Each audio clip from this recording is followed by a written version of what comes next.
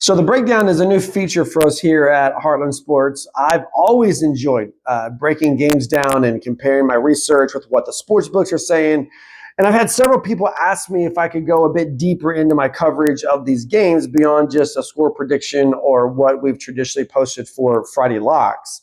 In other words, not just the prediction, but why are we making that particular prediction? And if we're going to take this seriously, if I'm going to take it seriously, then we have to start with accountability.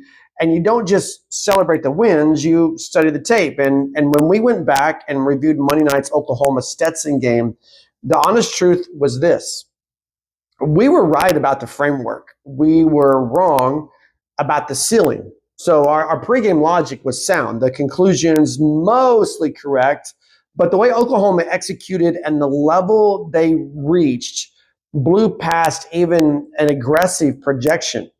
So what we got right and why it mattered is this. You start with the biggest thing here, the home court advantage for Oklahoma. We said that the Sooners would be a different animal at the Lloyd Noble Center. We said that they wouldn't play with their food, so to speak. We said that Porter Moser would treat this like a business trip and not a charity exhibition. And what happened wasn't just validation, it was amplification. Oklahoma didn't just play well at home. They shot 67.8% from the field. That's the best single game mark in program history. That's not just hot shooting, that's surgical execution, that's spacing, timing, unselfishness, and a team fully locked into what it's doing.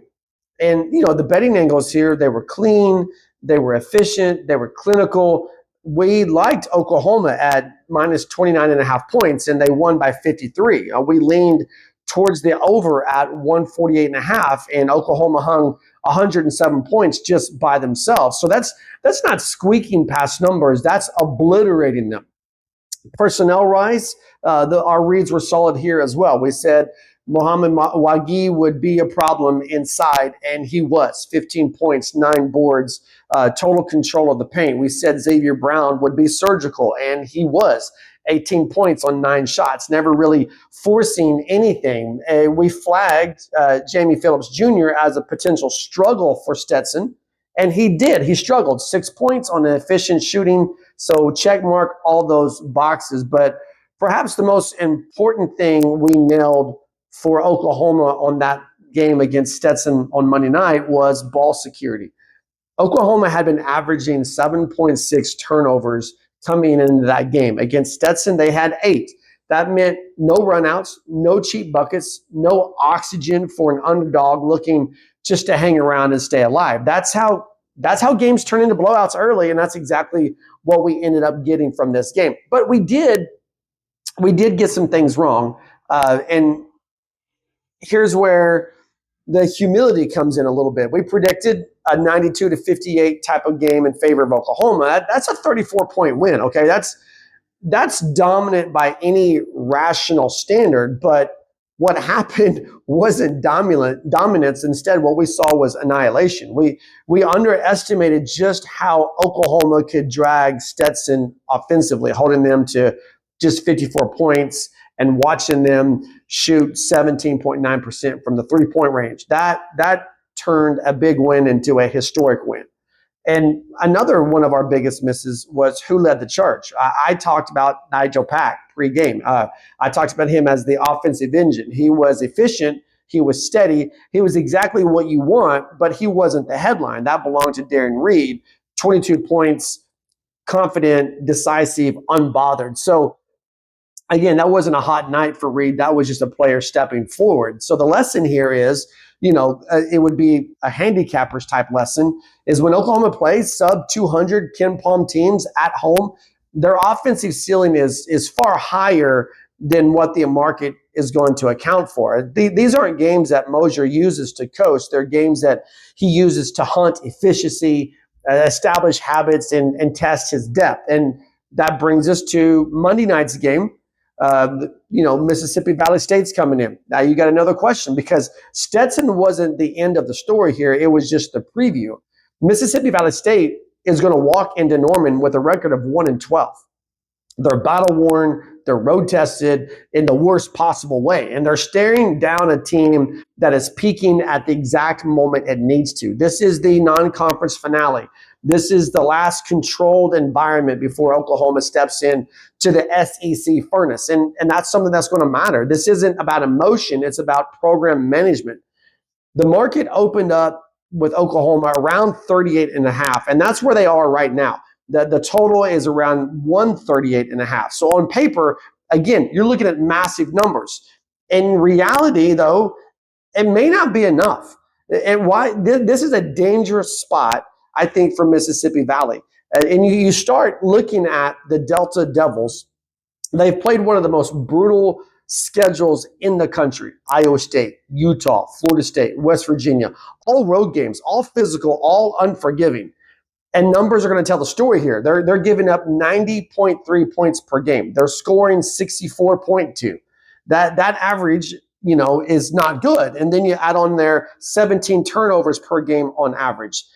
Not just bad. That's a structural problem. One of their consistent options here is Michael James. He averages just over 10 points per game. And if Oklahoma commits to him early, and they will, Mississippi Valley State, they don't have a second gear. They don't have shooting depth. They don't have size depth. They don't have ball handling depth. Against a locked-in Oklahoma defense, that's going to be a fatal flaw. And Oklahoma's momentum right now is very real. And I think it's measurable. This isn't about vibes. This is about trends. We talked about Derrion Reid just a little bit ago. He's averaging 22 points over this last stretch of games. He's confident attacking mismatches, and Mississippi Valley State doesn't have the personnel to deal with him without drawing help from somewhere else. And then you look at Xavier Brown. Absurdly efficient, 60 points and 3 turnovers in just the last 3 games alone. Now you're looking at a team that coughs it up as often as Mississippi Valley State does. That's a recipe for, we'll just call it avalanche basketball. We've talked about Muhammad Wagi quietly becoming the kind of anchor that makes everything else easier. Oklahoma just outscored Stetson 54-18 in the paint. And Valley is thinner inside than what Stetson was. So that's not an adjustment issue. That is a personnel issue. I think the other thing you got to look at if you're Porter Moser and you want to know as a part of Sooner Nation is the bench depth. How deep does this rotation go for the Sooners? And this is also where a handicap, looking at a game, break it down, things change, right? Normally when you lay 38 or 39 points, you're terrified of the backdoor cover, because starters come out, walk-ons come in, and the lead kind of bleeds out a little bit. But after watching that Stetson game last Monday, I think that concern is pretty much muted. You got Cole attack. He didn't just survive. He thrived in those last minutes. Career high 11 points, active, confident, playing within the system. And so Porter Moser has a second unit that's not just out there killing clock. It's actually extending leads. And that's something that matters because I think Moser is going to empty the bench pretty early on Monday night. Not because he's merciful, but because he's strategic. Ole Miss is up next. All right. SEC play begins on Saturday. And having a healthy and rested roster going into that game, that's the biggest thing that they're going to focus on. But the difference now is this. Oklahoma, their reserves are good enough to maintain pressure, not just absorb minutes in this game. So this game Monday night against Mississippi Valley State, it won't be a track meet just for the sake of a track meet. Oklahoma, the Sooners don't play fast. They're middle of the pack in terms of pace. But what they do is they play efficiently. So I would expect clean possessions. I would expect half-court defensive reps, early shot clock execution, and zero tolerance on the part of Porter Moser for sloppy passes. If Oklahoma keeps turnovers in single digits, and there's no reason to think that they won't do that, just Mississippi State doesn't have a path to 55 points. And if Valley can't score, Oklahoma doesn't need to sprint to put up a big number. They'll get there anyway. So the reality here versus what we're projecting, it feels like another game where Oklahoma tries to put it away by halftime. You're looking at a potential 20-plus point lead at the break. You're going to rest some starters. You're going to extend your bench.